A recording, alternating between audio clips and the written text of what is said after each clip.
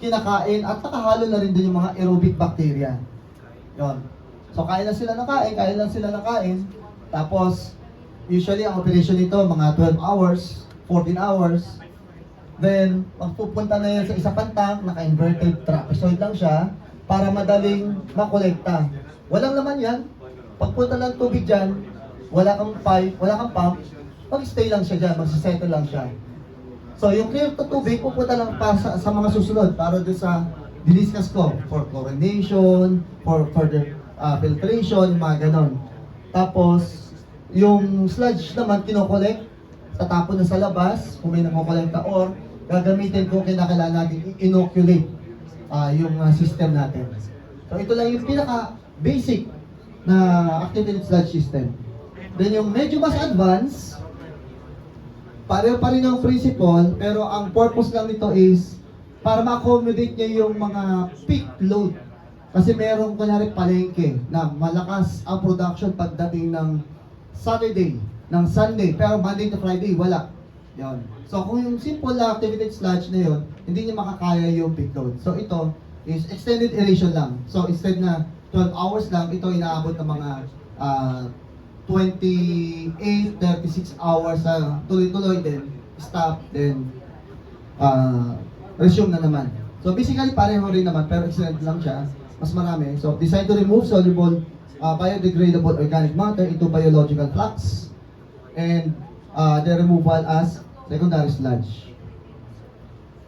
So ilan sa mga tanks niya? So may screen, equalization tank. Yung equalization is to harmonize yung tubig. Kasi may mga iba't ibang sources eh. Kanya may galing sa laundry area, galing sa toilet area, may shower room, mayroong cleaning area. So kinakailangan parang i-mix muna siya, ma-harmonize siya bago siya dadalhin sa system natin. Tapos iba't ibang mga reactor tank or mga anaerobic muna to, anaerobic reactor, anoxic. Then after nun, pagka naibaba na yung mga BOD, COD niya, saka tayo magkakaroon ng usual na yung aeration tank. Then pagka na-aerate natin, same nung kanina, isa-settle natin, settling tank. Then magkakaroon tayo ng chlorination, kung chlorine ang gagamitin, i-filter natin, tapos yung effluent tank at saka sludge pit. Yung effluent tank usually, yun na yung para sa recycling o i-recycle natin. So yan yung itsura. Yan, so ganito. So isa to isa, so ito medyo marami. Ganun. Kaya extended period. Then yung mga blower natin, yung list of equipment, meron tayong blower, positive displacement blower. So positive, ibig sabihin hindi siya nakasubmerge, nasa taas siya na, o wala siya sa tubig. So yan yung nagbubuga ng hangin dun sa mga pipe na yan. Kaya makita nyo may hangin-hangin yan dyan. Tapos ito naman yung mga diffusers. May fine bubble diffusers, may coarse bubble diffusers. So pagkakaiba lang nun, syempre yung fine, mas pino yung bula. Dito naman, mas malalaki. Mas maganda sana yung pino, kaya lang, over time, mabilis mag-clog. Kasi nga, maliit yung butas. Kaya madalas is coarse bubble diffuser ang gamit. Then may mga submersible pumps tayo, tsaka chemical dosing pumps. Ito yun. Ito yung chemical dosing. So kung gagamit tayo ng chemical para i-dose natin yung chlorine, napapatak para mamatay mga bacteria ito. Or kung gagamit tayo ng coagulants, ito rin yung gamit natin. Ngayon, yung submersible pump, pagka sa ilalim, para ilipat natin yung tubig from tank to tank sa iba, so ito yung ginagamit natin. So nakasubmerge siya. Yung positive displacement is for air na i-blow doon sa mga pipes. Ang pumps naman para naman sa tubig, para ilipat yung mga tubig sa iba't ibang tangke. And sample na lang, so pareho na rin, sequential batch reactor. So very basic na lang. So inuna ko yung mga yun kasi para maintindihan na natin ano yung principle niya.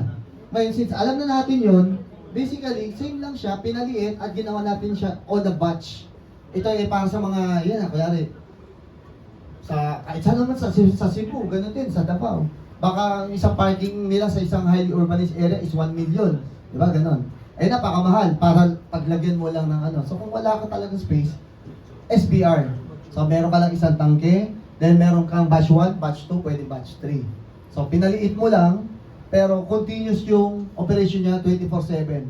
I-harmonize natin tubig, may equalization tank tayo, nandito na lahat, then pupunta na siya sa mga compartment ng mga batch. i-fill na ng tubig, pag napuno yan, pupunta sa susunod na compartment, i-aerate yan, pero tuloy-tuloy yan na ini-aerate. After ma-aerate, pupunta lang sa isa lang di compartment para lang i-settle.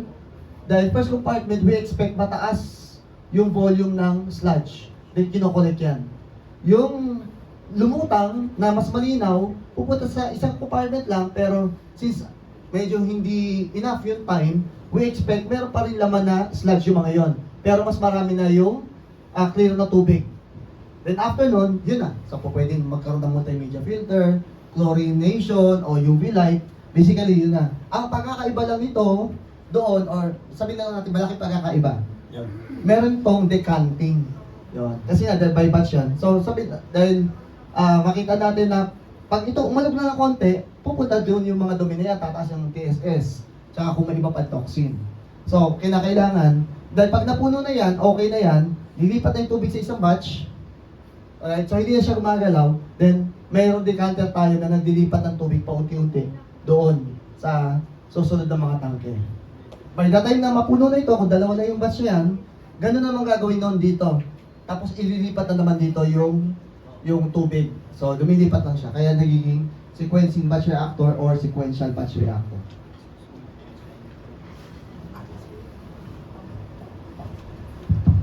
Okay. Let's pause for a minute now.